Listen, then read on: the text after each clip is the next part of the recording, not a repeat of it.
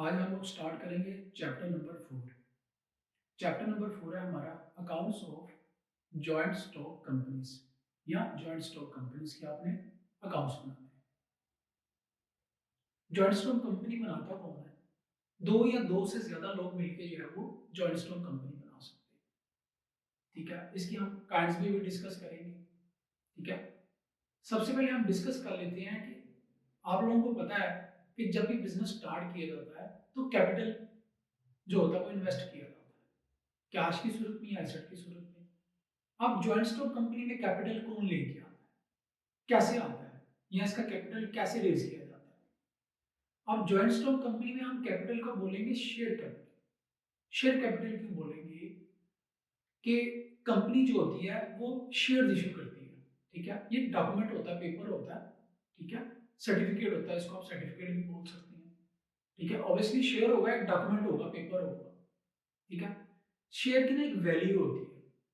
Let suppose एक share जो है वो कंपनी इशू कर रही है 100 रुपए का। ठीक है, अब इसका शेयर इशू किया जाता है पब्लिक को। ठीक है, कैपिटल कैसे रेज होता है कि कंपनी जो है वो एडवर्टाइजमेंट देती है अखबार में। ठीक है, कि हम लोग शेयर इशू करने लगे हैं। ठीक है, तो जो लोग इंटरेस्टेड है वो इसको बाय कर लें। ठीक है, अब पब्लिक इसको ऑब्वियसली बाय करेगी, या इसके अलावा थर्ड पार्टीज भी बाय कर सकती हैं, कोई बिजनेस भी कोई बाय कर सकता है, कोई बैंक्स भी बाय कर सकती हैं। ठीक है, होता क्या है कि जब एडवर्टाइजमेंट दी जाती है, अनाउंस किया जाता है कि हम लोग शेयर इशू कर रहे हैं। ठीक है, ये शेयर की वैल्यू जो वो इतनी है। ठीक है, लोग क्या करें, एप्लीकेशन सबमिट करवा दें और साथ पैसे डिपॉजिट करवा दें फला फला बैंक में। लोग क्या करेंगे, जो शेयर्स बाय करना चाहते हैं वो जाएंगे बैंक में, एप्लीकेशन के साथ शेयर्स की फीस जमा करवाएंगे, पैसे जमा करवाएंगे जितने शेयर्स उन्होंने बाय करने हैं। ठीक है, तो ऑब्वियसली वो जो पैसे जमा कराएंगे तो कैपिटल कौन कंट्रीब्यूट कर रहा है? लोग कंट्रीब्यूट कर रहे हैं। ठीक है, तो जो शेयर होल्डर्स होते हैं वो कंपनी के कौन होते हैं? ओनर होते हैं। शेयर कौन बाय करेगा? पब्लिक बाय करेगी या कोई इंस्टीट्यूशन बाय करेगा। ठीक है, तो जो शेयर्स बाय करेगा वो क्या कहलाएगा? कंपनी का शेयर होल्डर। शेयर होल्डर जो होता है वो कंपनी का ओनर होता है। ठीक है, तो जितने का शेयर आप बाय करेंगे, ठीक है, उतने ही आप कंपनी के ओनर है। लेट सपोज अगर आपने एक शेयर बाय किया है 100 रुपीज का, तो आपके पास पार्ट ओनरशिप है। ठीक है, कितने की? 100 की। उस पे आपको क्या मिलेगा? प्रॉफिट।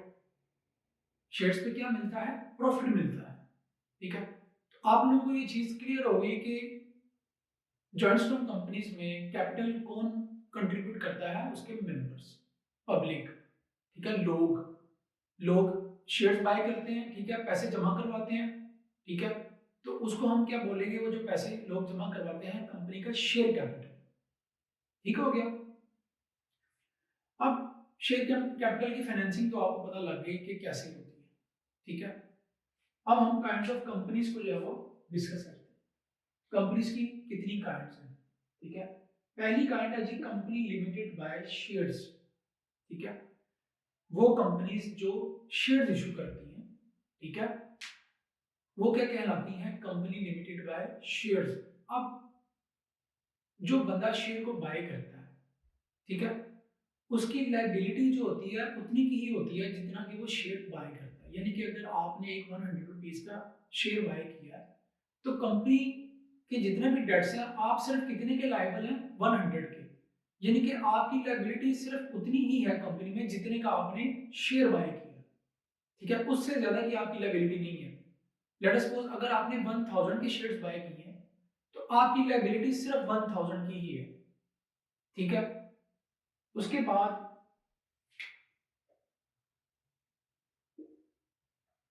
जो कंपनी लिमिटेड बाय शेयर्स होती है उनकी दो काइंड है। नंबर वन है private limited company, number second है पब्लिक लिमिटेड कंपनी। ठीक है, अब प्राइवेट लिमिटेड कंपनी कौन बनाते हैं? एटलीस्ट दो जो है वो इसमें पार्टनर होते हैं। ठीक है, और ज्यादा से ज्यादा जो पार्टनर्स की तादाद है वो 50 है। यानी कि कम से कम दो जरूर हो लोग। ठीक है, और 50 से ज्यादा नहीं होने चाहिए। तो वो क्या कहलाएगी? Company private limited company. अब इसमें क्या होता है, इसमें आप शेयर जो है वो ट्रांसफर नहीं कर सकते इजीली। किसी को मना होता है, रिस्ट्रिक्शन होती है कि आप अपने शेयर्स ट्रांसफर नहीं कर सकते किसी को। अपने शेयर्स मार्केट में पब्लिक को सेल नहीं कर सकते। ठीक है। और इसमें आप पब्लिक को इनवाइट भी नहीं कर सकते कि आप आके हमारी कंपनी में इन्वेस्ट करें, ठीक है। ये होगी प्राइवेट लिमिटेड कंपनी। सेकंड है जी पब्लिक लिमिटेड कंपनी। हम इस चैप्टर में जो अकाउंट्स बनाएंगे वो बनाएंगे पब्लिक लिमिटेड कंपनी के, ये करना हम लोग, बाकी हम लोग सिर्फ डिस्कस कर रहे हैं। अब आप लोगों को क्लियर हो गया कि हम लोग अकाउंट्स जो बनाएंगे इस चैप्टर में वो किससे कंसर्न है, हमारा पब्लिक लिमिटेड कंपनी के साथ। पब्लिक लिमिटेड कंपनी में कितने पार्टनर्स होते हैं, कम से कम 7 लोग मिलकर इसको स्टार्ट करेंगे, बनाएंगे, और इसकी कोई लिमिट नहीं होती पार्टनर्स की, अनलिमिटेड पार्टनर्स होते हैं। जितने आप शेयर इशू करते जाएंगे उतने ही कंपनी के जो है वो शेयर होल्डर्स बढ़ते जाएंगे, ओनरशिप जो है वो डिवाइड होती जाएगी, ठीक हो गया। उसके बाद है कंपनी लिमिटेड बाय गारंटी।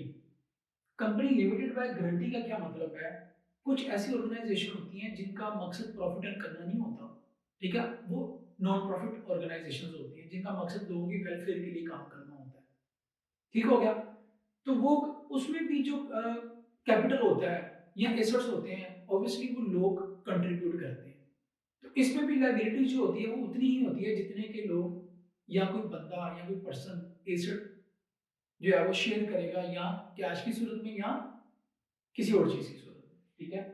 उसके बाद अनलिमिटेड कंपनी।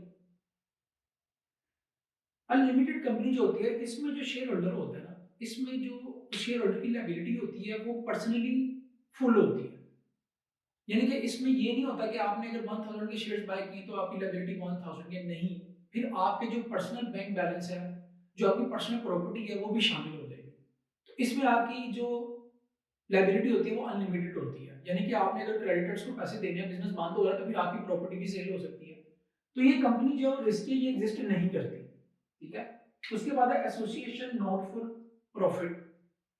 ये वो ऑर्गेनाइजेशन होती हैं जो लोगों की वेलफेयर के लिए काम करती हैं, इनका मकसद ट्रेड को प्रमोट करना होता है, चैरिटी को प्रमोट करना होता है, ठीक है। यानी कि ये भी नॉन प्रॉफिट मेकिंग ऑर्गेनाइजेशन है जिनका मकसद प्रॉफिट अर्न करना नहीं है, लोगों की वेलफेयर के लिए काम करना है, ठीक है। अब इसका लाइसेंस कौन देता है, जो कंट्री की गवर्नमेंट होती है, ठीक है, इसका लाइसेंस जो होता है वो गवर्नमेंट देती है, ठीक है। उसके बाद हम लोग डिस्कस करेंगे जी formation of a public limited company, कि पब्लिक लिमिटेड कंपनी जब बनती है उसकी फॉर्मेशन होती है वो कैसे होती है। सबसे पहला है जी प्रमोशन ऑफ ए कंपनी, ठीक है। प्रमोशन ऑफ कंपनी में क्या होता है कि सबसे पहले बिजनेस का जो आइडिया होता है वो बताया जाता है कि बिजनेस क्या है, कंपनी का बिजनेस क्या करेगी, फिर उस बिजनेस को इन्वेस्टिगेट भी किया जाता है कि ये बिजनेस चलेगा कि नहीं, ये प्रोजेक्ट प्रॉफिटेबल है कि नहीं, ठीक है। अब जो लोग कंपनी को स्टैब्लिश कर रहे होते हैं, ठीक है, उनको हम बोलते हैं प्रमोटर। कंपनी को प्रमोट कर रहे होते हैं, कंपनी की एडवर्टाइजमेंट कर रहे होते हैं, ठीक है, वो क्या कहलाते हैं, प्रमोटर, ठीक है। सबसे पहले कंपनी की प्रमोशन होगी, फिर होगा इनकॉर्पोरेशन ऑफ ए कंपनी, ठीक है। जब कंपनी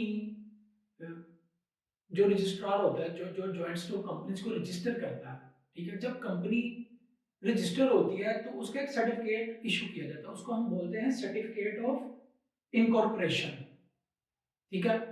अब जब ये सर्टिफिकेट ऑफ इनकॉर्पोरेशन मिलता है तो जो प्राइवेट लिमिटेड कंपनी होती है वो तो बिजनेस स्टार्ट कर सकती है, ठीक है, लेकिन पब्लिक लिमिटेड कंपनी तब बिजनेस स्टार्ट करती है जब उसको मिलेगा certificate of commencement of business, business start करने का सर्टिफिकेट, ठीक है। उसके बाद है जी हमारे पास important legal documents of a public limited company, कुछ इंपॉर्टेंट लीगल डॉक्यूमेंट्स हैं, ठीक है, वो कौन कौन से हैं। नंबर 1 मेमोरेंडम ऑफ एसोसिएशन, ठीक है, इसमें हमारे बिजनेस की बाउंड्रीज जो होती हैं वो मेंशन होती हैं कि हमारे बिजनेस की रेंज क्या है, ठीक है। उसके बाद आर्टिकल्स ऑफ एसोसिएशन, एसोसिएशन इसमें जो बिजनेस की मैनेजमेंट होती है उसके लिए रूल्स एंड रेगुलेशंस जो होते हैं वो डिफाइन होते हैं कि मैनेजमेंट ने काम कैसे करना है, इंटरनल मैनेजमेंट, ठीक है। एंड नंबर 3 है जी प्रोस्पेक्टस, इसमें हमारे बिजनेस की डिटेल्स भी होती हैं, अकाउंट्स की डिटेल्स भी होती हैं, हमारे जो ऑडिट कर रहे होते हैं कंपनी का उनकी डिटेल्स होती हैं, बैंक्स की डिटेल्स होती हैं, ठीक है, और डायरेक्टर्स की भी डिटेल्स होती हैं, इसमें कंपनी की सारी डिटेल्स होती है, ठीक है। अब कंपनी को रन कौन करता है, कंपनी को रन करता है डायरेक्टर्स। डायरेक्टर्स को कौन इलेक्ट करता है, ऑब्वियसली शेयर होल्डर जो होते हैं वो तो कंट्री में कहीं पे भी हो सकते हैं। आप ऑनलाइन जो है वो बैठ के इंटरनेट पे शेयर्स बाय कर लेंगे, लेकिन आप कंपनी चला नहीं सकते। ठीक है? ओनरशिप जो होती है वो दूसरे लोगों के पास होती है, शेयर होल्डिंग जो होती है वो किसी और के पास होती है। ठीक है?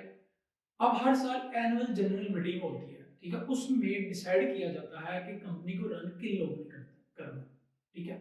उसमें क्या होता है, बोर्ड ऑफ डायरेक्टर्स जो होते हैं वो डिसाइड किए जाते हैं, ठीक है? शेयर होल्डर्स जो है वो वोटिंग करते हैं, ठीक है?